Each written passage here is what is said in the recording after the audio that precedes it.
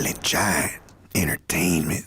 Up close and personal, you see this grin. I'm really, really excited. And now the vibe is starting to get real, real right now, real comfortable because I'm starting to understand this youngster right here slash OG with stripes now. That's dope. That's dope, All man. over the Doing it, place. baby. Killing the game. Pocos pero looked out. Up close and personal. I got King Lil G in the house. King Lil G. It's been a minute. You've been doing it. Let's start. Let's start with the simple letter to Dre. That was the first time I heard you. And I was like, this dude is sick. What inspired that? And why do you think so many people latched on to that? Because would you say that was like your jumping board? Yeah. I think I was going through a troubling time in my life where I don't know, I think I was just already giving up on music.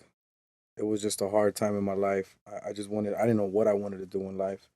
And I think that was like my last song that I wanted to write, period.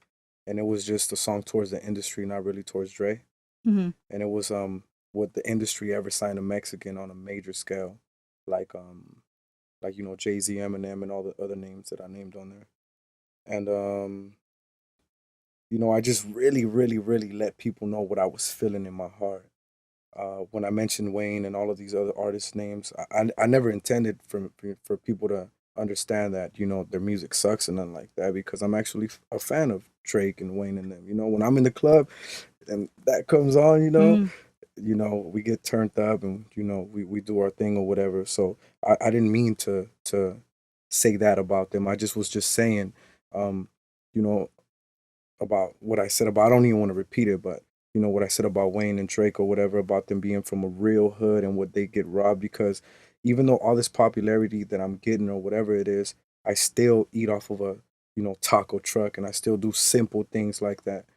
And I was just saying, like, would these artists ever be like that? I would love to meet an artist on a mainstream level that's just humble and super cool, to where you could relate to this person and just be super cool. So I explain myself when it comes to that, and I think I was just a bitter rapper at the same time too. I think every rapper comes to that point where you just turn bitter and you Well, just and do you think that happens too to the people that you want, like you want to feel like you're connected to, or like that you meet, that you've looked up to, or we've listened to? That person you're saying is just cool and still humble and yeah still to the streets. Do you think that a lot of people, what I think is that a lot of celebrities are that, but just like you say, like the youngster coming up or the person coming up, not even youngster, some are old school dudes that are trying to rap and still yeah do it and turn into the angry, yeah quote unquote angry rapper.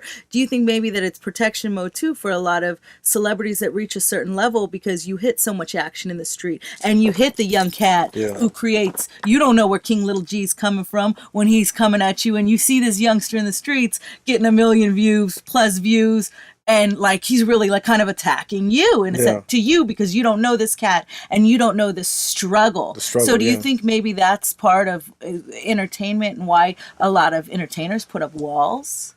um Could it be? I think it could be, but at the same time, it's like I just wish they could remind themselves of them being in that same position. Because I think we've all been through it. I think Hmm. everybody's been through that, in that spot where you just feel like, how do I get everybody to listen? How do I make everybody a believer of what I'm doing right now? And I think that was my problem. Just really didn't know how to make everybody believe. So with that song, that was pretty much gonna be my last mixtape or whatever Hmm. it was. I've never really had any money. I mean, I did at one point when I was hustling in the streets, but then that always comes to an end. That type of money always comes to an end. So um, I just felt like I just had no way out. So I was like, you know what? I'm gonna just really speak my mind on what I'm really feeling and let people know. And then from there, every song I made after that, I just wrote it from my heart and what it is that I'm really feeling. I got other songs that I talk about, like the Who Shot Tupac. When I did that, I really try to tell people about. See, that song it wasn't really a tribute like that. It was more about um, living in an interracial city, Hmm. and I just wanted our people to understand how much Tupac loved Mexicans, you know, Hmm. Yeah, and because a lot of cats don't know that. A lot of cats don't know what Easy E did of originally course, too, for like the movement and how much they believed in the people. And now it's crazy because now we get to see like people like Jay-Z or like Yeah. trying to throw it up to Mexicans because the voice is finally there. It's like Yeah. everybody's targeted, and that's been always been our passion, is that everybody's targeted the Latinos. Yes, I love my Puerto Ricans. I love me some mofongo. I love my Cubans. I love everybody. But reality is that our Mexican community makes up 80%, over 80% of that Latino population. And we do need stars and we do need voices. And I love what you're doing. And I said the same thing to Chino Grande, because Chino does it too in his own sense. It's like you might have a different swag than Chino. Chino Yeah. might have a different swag than you. Crazy might have a different swag. Snow might have a different swag. of But you course. guys all came from products of growing up Mexican and proud of Yeah. it. And I'm so proud to see you guys bubbling and still holding up the flag, because my kids are Jewish and Mexican. I'll be course. damned. They're going to be proud of being Jewish because of the Yeah. history and the fight and what my parents and grandparents went through. And I'm going to make sure they're proud of being Mexican, Viva Chihuahua, from their dad's side and from people like you guys. So how are you going to find that fine line? You're talking about staying humble. How is King Lil G, let's say you are there exactly where you want to be, how are you going to stay humble, and how are you going to continuously give back to your people? Because I really feel like that's important. You know what it is? I try to stay connected in every way that I can to the streets, and I don't mean to the streets like in a negative way, gang wise or whatever. I do mean like in the streets with being really involved with what's going on. Like, I you saw know, what you did when the youngster passed. And yeah, I do, man. I do random stuff. Like if I'm driving and I see something, I'll just pull over. I don't really care about the danger because I look at it like what I'm trying to do is promote something so positive to the world, where if my life has to be taken because of that, then I'm gonna be okay with that, you know? I would never want to get my life taken away because of something stupid that I'm doing. You know what I'm saying? Drunk driving or starting problems with someone that I don't even know. You know what I'm saying? I would rather my life being taken because I'm trying to do something positive, and I just want to be remembered as that humble person that try to help people out with nothing in return.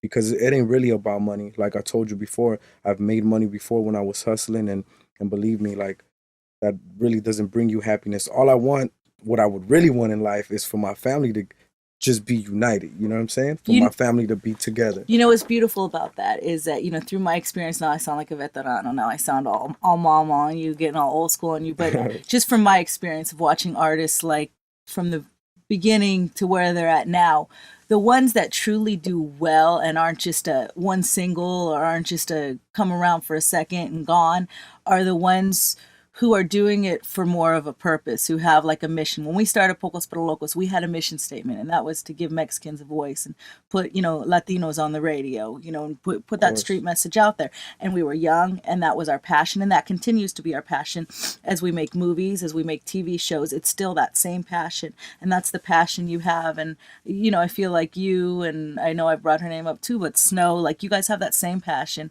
for the people, and that will continue to help you grow. Now, on a growth level, where in 10 years, if the world was perfect, where does King Lil G want to be? I would love to do something. I mean, I'm talking about besides rap. I would love to set an example so high to where people could just wake up our community, and I just feel like, and when I say our community, is the ghetto, especially us Latin young Hispanics. I think we're so focused on loving the hood so much. And I always say this: if we loved our family so much as we love the hood, I think we'd be able to do like a lot more. Because it's all about the new generation. I would hate for somebody to try to teach my son to love the hood when it's like I'm the one that's putting him through school. I'm the one that's trying to teach him all this stuff. I'm the one that's working hard. Why would he love the hood? You know what I'm saying? Define the new generation. I think the young generation now is gonna be like, I don't know. It's way different from how we grew up. I think we grew up in a dark era, and I think the new generation is just more bright. They could do more things. They could dress however they want, and I think a lot of people criticize that. I think even on the Who Shot Tupac, I mentioned something like that, and I think that was a kind of like a hypocritical thing, but I'm only human, you know what I'm saying? And when I said that thing about Wayne, like everybody loving somebody with skinny jeans, I really didn't say I hate skinny jeans. I meant now that's who they love. You know what I'm saying? Mm-hmm. I just want to make that clear for everybody to know. And I think that's a part of the new generation too, and that's okay, and that's okay for them to do. Why would we want them to be like how we were back then, or to be a target or something? Right. And I think it's more fun for them. Like, my son loves skating, and now kids are doing whatever they want, and I think it's a beautiful thing that they don't have to be dictated by somebody who believes a certain something. And I think that's how we were stuck in the hood for a long time. Do you have a close relationship with your mom? I do somehow. I don't think entirely how I would want to, but was she supportive of your dream? This actually, my whole family didn't really know what I was trying to do. I just kind of like, I'm not gonna say kept it low key, but since I was a kid, since I was like 7 years old, I learned the whole Doggy Style album, which that was kind of bad, that I did. Yeah. And I would be like in the sandbox with all my friends, and I would be like, yo, I could rap, and I'll rap the whole Snoop album, and they'll be so like, it started back then. Yeah. And when did you start writing for yourself? At 12, I started writing because I got on ankle bracelet. I went through some troubles, and I think I really learned my lesson from then. I thought about 3 things when I was in juvenile hall. I said, for one, I never want to be around men for the rest of my life without women. That's for one. For 2, if I don't even like my mother telling me what to do, why would I allow other men that I don't even know to tell me what to do? That was number 2. And number 3 is, man, I'm never going to put my mom through this pain, like ever, ever, ever again. I'm going to make sure that, because for one, she doesn't deserve that. She came to this country as an immigrant. She's already worked too hard for us, and she just don't deserve that. So based on those 3 things, like, I just been able to move up in life and move on, I'm going to figure out why you have this wonderful head on your shoulders, because you got a great head on your shoulders, and you make me even prouder to rep you, King Lil G, and because I can tell it's real and from the heart. I always wondered, I'm like, okay, King Lil G is like hardcore in the streets, Right. but the ladies love him. What is it? And I figured it out that you've got an obsession for women, like I do. big obsession, like any size, any shape, any color. No. I love them all. Right, that's what I'm saying. Any. Yes. Any is the key word. You know what? A woman once told me, I would say maybe a few months ago, she said, the reason why all the women that date you tolerate everything you do, which is, because they know pretty much what I do or whatever. You just out there having fun. They ain't the only one. I'm just out there having fun. The reason they say they tolerate it is because they say that I know how to make them feel like they're the only one. And they feel like they're respected by me to the fullest. So, I mean, whatever that means, I just do me. And of course, I'm gonna admit, I do respect women to the fullest. So you're honest, like in like you're like. Yeah, I tell women that I cannot be in a relationship. I cannot be in a relationship because doing this rap stuff is like, it literally means being married to the game. Of course, I'm gonna want to take pictures with all my fans. Right. Girls, the hottest ones, yes. But there's a difference, because we're not just talking about taking pictures. We're talking about you're experiencing life with right women. Now. Yes. And you're not afraid to admit it. No. I love that. It's honest. I love them. It's honest. I wish we were somewhere in the Middle East so I could marry 10 of them. Okay, so you gonna do like that T-Pain thing, like T-Pain does? I'm not familiar with it. What do you do? Oh, come on now. Come on now. What do you do? T-Pain and his baby mama? Well, his wife. Women? T-Pain and his wife. Yeah, they bring other... They both have to approve them, but they bring other women in the bedroom. Yes, I wish. So you're all about... Maybe you'll find a wife. He needs to tell me where he found that one so I can go look. That's game, right? Yeah. Okay, so let's do this. I like to make it fun. Hold on, let me get the phone out. You went on Instagram and said you were up in here with me, and you asked your fans what they wanted to ask you. So we're going to take the up close and personal we're going to give to the fans today. Right. Say who asked the question too. I always say who asked the question. I want them to feel good. Like, Oh, I always do that. And then we'll tag them, and we're going to let them know that you're talking about them. Okay, first, T. Jose Feeney did not _13 did not ask a question. She just said, sexy, I like your style. Oh, what's the style, dude? What do you think the style is? A cap, just real chill? You're always just real chill, but sharp, though. You're always clean. Simple. Clean. And you smell good, too. I'm a simple man, thank you. Like, you don't... Some dudes be coming up in here smelling like they drove all the way over to do an interview. Oh. So, yeah. Jessie Love _Q. What inspired you to start rapping? We kind of answered that. Yeah. But struggle, streets, my family. Nice. Okay, Floor Morena 312. The smile, priceless. At King Lil G. I asked for questions, not you ladies to jock. Okay, here we go. Downer SP. Why is Raza music only played once a week for a few hours? King _Lil G. When we have vatos like you in the game, I can't get anyone to answer that other than people up in the higher ladder strapping it. I don't quite get that part. But okay, well, the first question, that sounded like a question. It gets played only once because we need to create a demand. And I think that the streets don't understand that we need to create a demand within the hundreds of millions. We can't do it just by them or their friends liking it. Like, we need to go tough.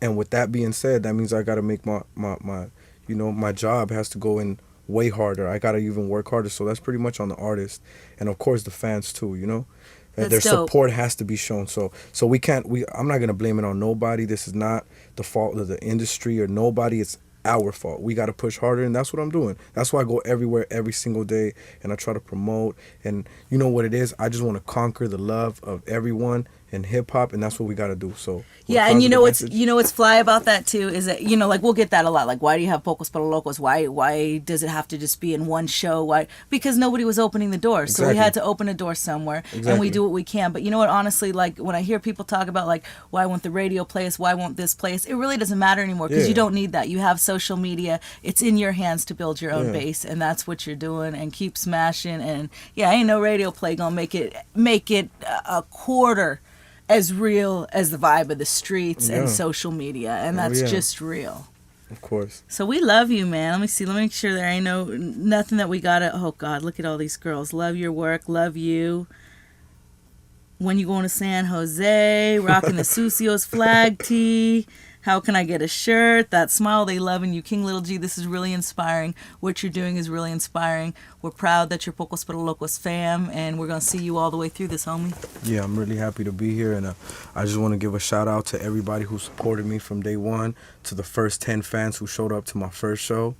Of course, to MIH for holding me down. I really want to say that, without them, I really wouldn't be able to do some of the things that I do on another scale, because what I do is mostly on the streets, and I've gained most of my fan base through there. But if my fans ever want to know how I got on Pandora and how I do these other things, it's through them. So shout out to them, and shout out to my family. My baby's moms, shout out to her for giving me such a wonderful kid, and to the whole streets, my people in the ghetto. I just want to say, keep your head up. I was once in a dark moment in my life, and I was able to overcome it by just believing in myself and staying away from negative people. So shout out to everybody. King Lil G, Pocos Pero Locos, up close and personal. Thought you knew, baby. Bam.